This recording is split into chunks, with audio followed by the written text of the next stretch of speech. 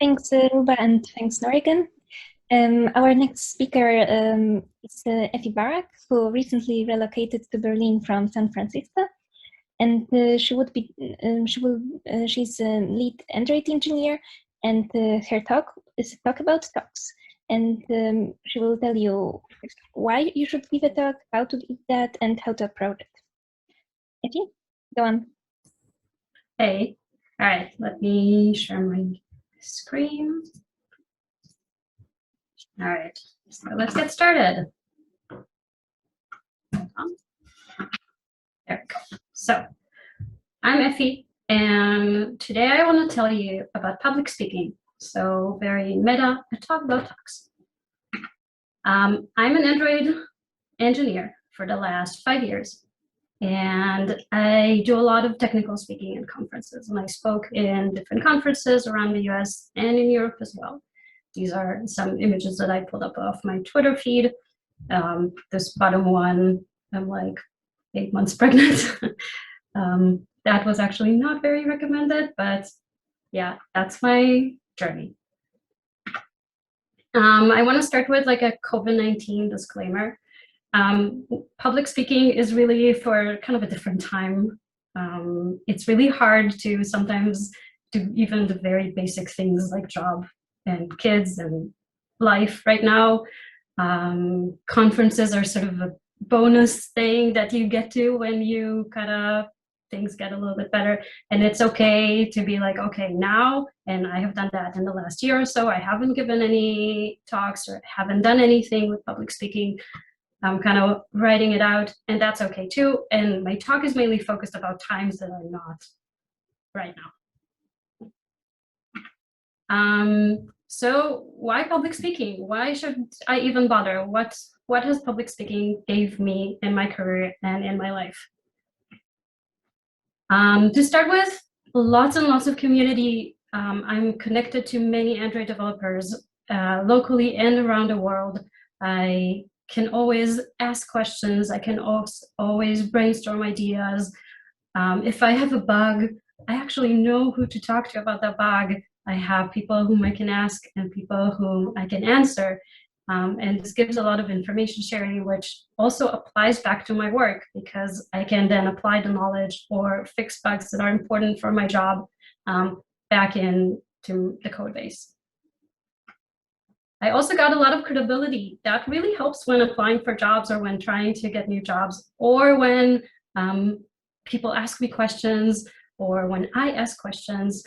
I have a lot of this like, she's okay kind of a thing, and that really helps me out in my career and in advancing it and pursuing different roles. It also gives me a lot of very deep knowledge about the things I talk about. So even if I start the talk with knowing what I'm about to talk about, or as very often happens to me, I decide to give a talk about something that I know nothing about. In the end, in both cases, I know my subject very well. And I even cheat later and be like, I talked about this before. Where's my own slide? This absolutely happens. So after I finish a talk, I usually am getting really, really good and technical about what I talked about. And the technical support and help, again, that I get from colleagues and from other people who are also Android engineers, and from people who work at Google, which I now have sort of direct contact to, is really, really helpful. And it's exciting, fun. I get to travel, I get to meet friends, I get to hook up with some awesome, really smart people. And for me, this is just like a fun adventure. So again, another win. Speaking a job is basically me wanting to say something about how does this actually work with having a full-time job. So most jobs that I've worked at really want people to speak. For them, it's an added bonus of fame, and they get their name on a slide, and they get to say, oh, our developer is so good that they're actually doing public speaking. Most jobs like that. Some jobs can get a little bit iffy sometimes. Oh my God, you're spending work hours or work days or something like that, traveling or speaking. And I've always sort of geared towards the workplaces that actually support public speaking and want you to public speak, and kind of avoided the ones that say this is not cool, because I think it is cool. And I think that also companies have a lot to benefit from people giving technical talks in conferences. It's also a big plus on recruiting. And in the Android world, there's a lot of competition in getting good developers and finding good developers. Public speaking really helps sort of sell your company to other developers. Okay, so I got people excited how to even get started. So this is something that I was always told, and it's always true. Everyone has something they can give a talk about. You can right now think and probably find out at least 4 or 5 things that you've done lately in your technical career, or solved a problem, or did something cool that you can absolutely give a talk about. And you don't have to be an expert to talk about something. So I did mention this before. I gave talks about things that I knew nothing about, and I learned by giving a talk. Also, a getting started or sort of a new perspective on a topic is really good and often overlooked. So getting started is a really, really hot topic that many people are very much into. So yes, give a talk, even if you're not considering yourself an expert, or if you're considering yourself a noob. And the things, the hardships that you encounter while you learn the topic, and the problems that you face and how you solve them, are valuable things that other people are also probably struggling with. And when you talk about it, it helps them out. So it's really a win-win situation. This is another sort of top trade secret. Everyone's talks get rejected all the time. You may submit to like 10 conferences, 20 conferences, 30 conferences. Everyone's talks get rejected for many different reasons, and we'll never know why. And the only solution to that is to keep trying, keep thinking, keep up with new ideas, just keep submitting. It's not something on you. You're not a bad speaker. It's not a black mark on you. Everyone's talks get rejected. People like top-notch stocks get rejected all the time. Sometimes there are conferences who have this like sort of blind selection process when they don't know who's the speaker. That can sometimes help people who are just getting started to get accepted, because sometimes there's a tendency to be like, oh, we know the speaker, they probably are giving good talks, let's just accept them, versus people who are maybe newer and have a harder time getting like their foot in the door. So yes, keep submitting, try to maybe find one of those conferences that have the first blind selection round, but keep submitting anyway, even to conferences that are not that, and you'll end up getting accepted. Which brings me to this, keep submitting to calls for papers. You can submit more than one talk to the same conference, even though most likely only one talk is going to get accepted. But unless specifically the conference says, please only submit one talk, submit more than one talk, because then the best one, or the one they think is most likely to get accepted, will get accepted. And keep submitting. I don't know, if you get accepted to 10 conferences and you only have 2 months, you can then say, okay, sorry, I cannot attend all of these. But this is like a good problem. So submit. Even if you're not sure you can go, even if you think you're submitting too much, just submit and worry about that later. So second phase, I got accepted. Now what? So when sitting down to write a talk, the first thing I do is write down the 3 things that I want people to learn from my talk. And spoiler, these are the 3 things that I wrote about this talk. And also Anna mentioned in the beginning, because I emailed it to her. So I write down the 3 things that I want people to take out of this talk. And in this case, it's very straightforward because this is what we're talking about. Then what I usually suggest is to write a story and write it naturally. So write in your words, speak.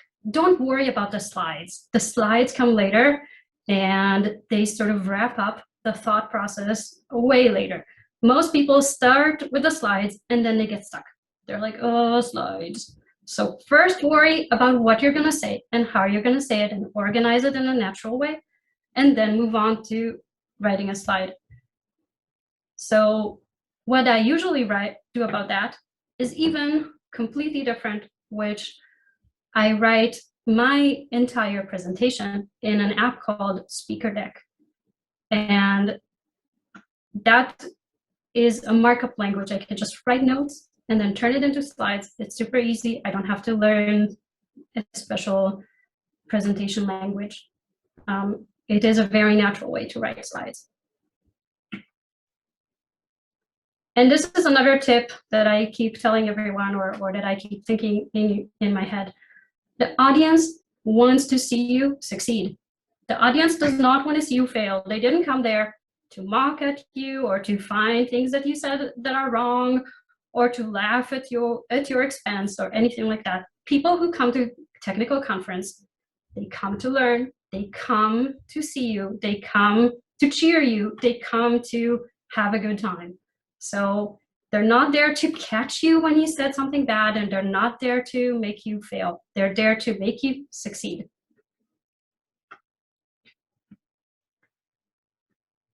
And you can and should give the same talk again. People who come to conferences come for a show, because you can always watch videos on YouTube. You can always see things sort of not live. They come to meet people. They come to see you perform your talk. And most people, they're not speakers. They don't attend more than 1 or 2 conferences a year, or they don't travel around the world chasing conferences. For them, your talk is new, and for them, coming to a talk is a way to relate to the speaker in real time, be there in the room when things happen, and come together to learn something. For them, your content is new. So yes, you can give the same talk again. If you worked really hard on a talk and it's really good, yes, offer it again, and most chances are that it will get accepted again. And I wanted to sort of wrap it up with talking about one of my talks and how it came to be, and the story of how I made it. So one of my sort of bigger, or maybe, I don't know, more audience or more sought of talks started by me reading a Linux book, which is not really related to Android at all. It was, I don't know, my partner was like, you should read this book. It's really great. It's an awesome book. I was like, but I don't do anything Linux. It's not related to my job at all. And no, you should read it. You should read it. All right, I'm convinced. I sat down and read this book about Linux and system programming, which describes in great detail how the Linux operating system works and how developers communicate with it. And then I thought, wait a minute, now that I've read all of this, there's nothing like that on Android. On Android, you just write apps. The apps just run mysteriously on the operating system. You don't know what the operating system is doing with your apps at all. It's like a black box. You write in like a void. You send it to the Android phone, and then the Android phone magically runs your apps. Why is there no such book or no such resource to sort of bridge the gap between you as an app developer to the inside of the Android operating system? And I thought about it, and I talked to some friends, and I sort of ran this idea in my head a little bit. And then I decided to write a talk about it. Notice that at this point, I don't have answers to any of these questions.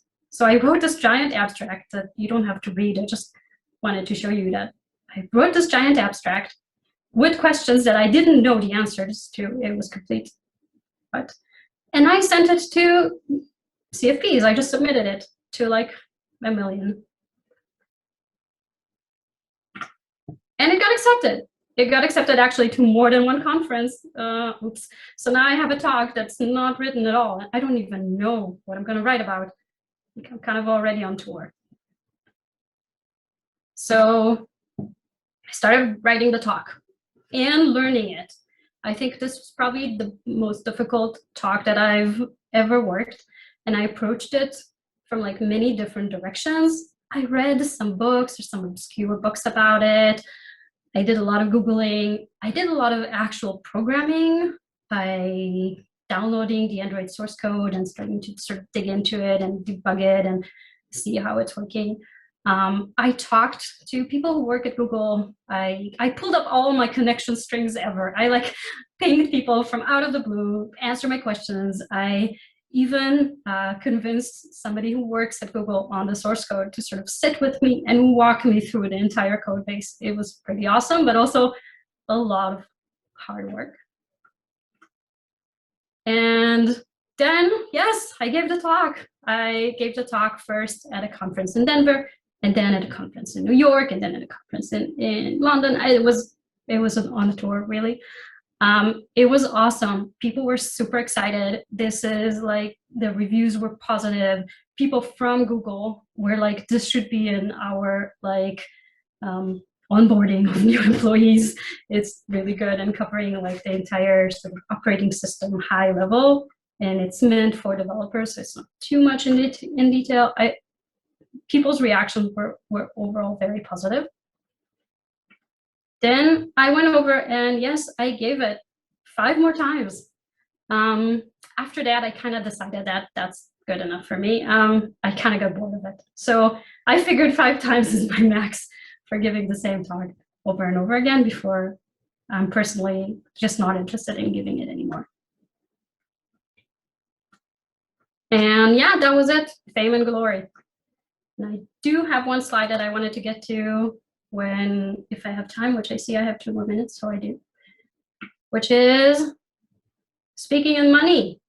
Speaking and money. So going to conferences, traveling costs money. Most of the conferences are for profit. And it's important to remember that because many times they'll try and convince you to pay for your own hotel, pay for your own flight, and sometimes even pay for your own ticket for the conference, which I think is a little bit rude. And I think that while in academia and in many places, speaking in on its own is for profit, you would get paid for speaking. And I understand that in a lot of technical conferences, that's not the case. I think that expensing you and making sure that you get reimbursed for at least the cost of coming there and speaking is the bare minimum that they should be doing. Sometimes your company, because they want to advertise themselves, will agree to fund the travel. That's great. You can always do that. You can always ask, hey, do you want to be the ones funding my travel and funding my ticket? And then often the conference will also respond by putting them as a sponsor. But yes, you should definitely, at least at the very minimum, get reimbursed for speaking and not do it for free, because I think that's not cool. Yep, the end. Thanks, Effie. Thanks a lot. Are there any questions? Yeah. Okay, it looks like that.